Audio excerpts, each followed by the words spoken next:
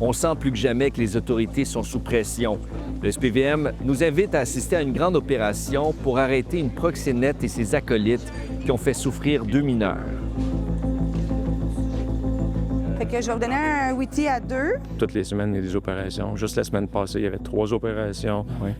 Cette semaine, ils sont déjà rendus à leur 2e. Ah oui. Donc, malheureusement, c'est triste à dire, mais en exploitation sexuelle, il y a un grand volume. Là. Ah oui. Plus qu'avant? Aussi. Est-ce que ça augmente, vous trouvez? En fait, l'exploitation sexuelle des enfants, Oui. c'est exponentiel. L'inspectrice responsable du dossier explique aux équipes qui ils vont arrêter aujourd'hui. C'est un dossier qui date quand même de 2024. C'est une juvénile de 15 ans, en fait, qui a été exploitée.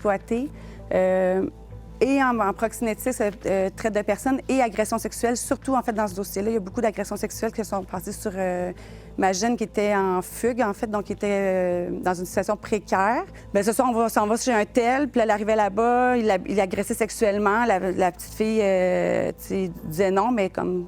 Genre, ça va bientôt finir, fait que tais-toi. Puis Camilla, c'est vraiment elle qui va être accusée au niveau de proxénétisme, traite de personnes.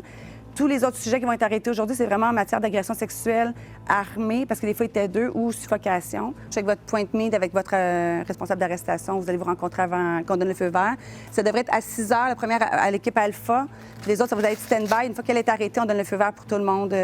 Ça devrait se faire assez rapidement. Comme journaliste, on a parfois un malaise à être en immersion avec la police. Mais pour nous aujourd'hui, c'est une occasion unique de montrer une réalité cachée et auquel on n'a pas accès sinon. À une époque où sur les réseaux sociaux, des prétendus chasseurs de pédophiles font des vidéos controversées et accusent la police de ne rien faire. Vous, quand c'est une histoire comme ça vient vous chercher? Je pense que c'est le dossier qui m'a le plus touchée dans l'histoire, oui. On l'a comme forcé, puis ça a été des agressions sexuelles qui lui ont fait mal, tout ça, puis souvent à 2. Et quand on voit ce matin, vous voyez, tout le monde était prêt à intervenir, mobilisé. Y a une fierté un peu qu'on arrive à cette étape-ci, puis que... Ben oui, c'est comme on concrétise enfin, parce que c'est pas en exploitation, mais en fait, je pense que tous les enquêteurs qui sont à cette unité-là, on a tout à cœur les victimes. C'est aussi le début, parce qu'après ça, tout le processus judiciaire, c'est quelque chose qui peut être très long. Donc oui, le sentiment de fierté, mais c'est toute une autre... Ouais, c'est comme le début, le commencement. C'est comme le début d'autres choses aussi. C'est le début d'autres choses là. qui va commencer, Donc, exact. Ouais. Je trouve que c'est très valorisant pour avoir travaillé, mettons, exemple, avec les gangs de rue ou stupéfiants, parce que là, on saisit des guns, de la drogue, c'est comme on prend des photos avec des kilos, on est bien fiers de ça, mais en proxénétisme, il n'y a pas de photo avec ta victime. C'est vraiment, mais c'est le... Ouais, c'est voir le processus, voir dans leur regard, le regard qui change, en fait, au cours des années, sur le processus total. Là, du début, quand elle arrive au début, souvent, ils vont être plus réfractaires, plus froides, c'est plus difficile de rentrer en contact avec elle. Mais plus le processus avance, plus on les voit se transformer, puis en fait, être fiers d'elle. C'est surtout ça. Au niveau d'Alpha, on est prêt, donc on va être en approche. C'est le bloc dans le trou, là, juste là, dans les immeubles. Même ici, là. Équipe Alpha, on va être 10-12, ça va être un feu vert, on va s'approcher, je reviens pour les autres. Il y a des dizaines de policiers qui sont mobilisés, qui vont frapper en même temps chez la proxénète principale, mais aussi 5 autres co-accusés. Et tout ça va se dérouler au même moment.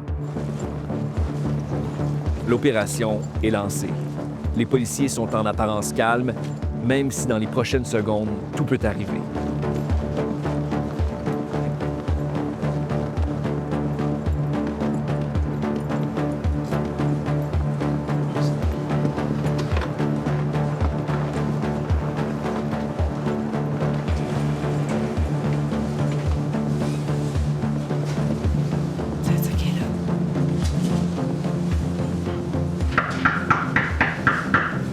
C'est la police!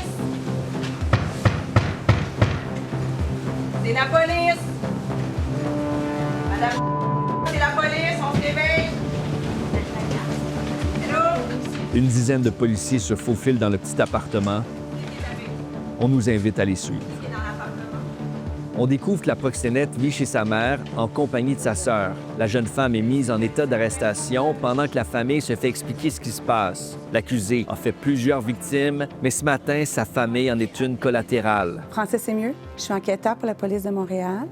On a un mandat d'arrestation et un mandat de perquisition. On a un droit juridique pour pouvoir rentrer ici dans votre maison. En fait, on vient pour principalement pour votre fille. T'es accusé d'une agression sexuelle armée, de contact sexuel sur... T'as un chef d'incitation à des contacts sexuels sur la même personne. C'est un choc de voir l'apparence de l'accusée. Elle a l'air d'un enfant dans une chambre décorée comme celle de n'importe quel jeune. C'est difficile de faire le lien entre les graves accusations et la personne qui se retrouve devant nous. Surtout qu'elle aurait commis son crime alors qu'elle était mineure. Dès le but pour information pour tous, lieu bravo, sujet a été confirmé. On apprend que l'opération est un succès. Tous les suspects ont été arrêtés. Quand on reçoit un cadre comme ça, là, tout le monde est arrêté, tout le monde est en sécurité. Là, c'est comme un stress qui diminue. Là, on peut focusser sur la suite des choses. Perquisition, droit, arrestation. La suite. Ça fait juste commencer, mais... Oui, ça fait juste commencer, mais là, c'est comme, OK, là, il y a une partie on est en contrôle. La suspecte dans ce dossier-là, je l'ai vue, jeune femme. C'est vraiment pas le profil qu'on pourrait se faire d'un proxénète, là, hein, Ouais. ou d'une proxénète. C'est même troublant de voir ça. C'est une jeune femme, là, et puis toute simple, hein, avec sa famille et tout. Que c'est vraiment... Moi, je suis surpris du profil de cette accusée-là.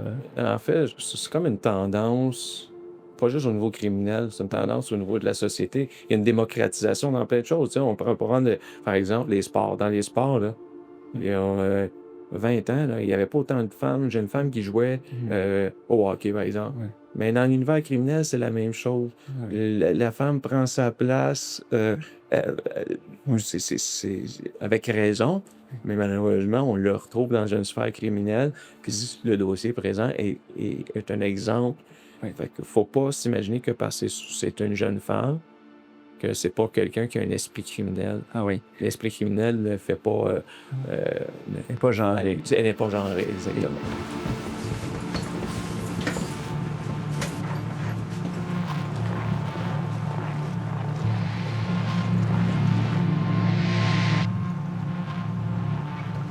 La jeune femme qui vient d'être arrêtée aurait exploité sexuellement 2 jeunes victimes avec plusieurs complices. Elle les aurait gardées prisonnières, ces 2 victimes, et aurait même tenté de vendre l'une d'elles à un autre proxénète. On parle de trafic humain. C'est troublant de voir qu'on vit ça à Montréal.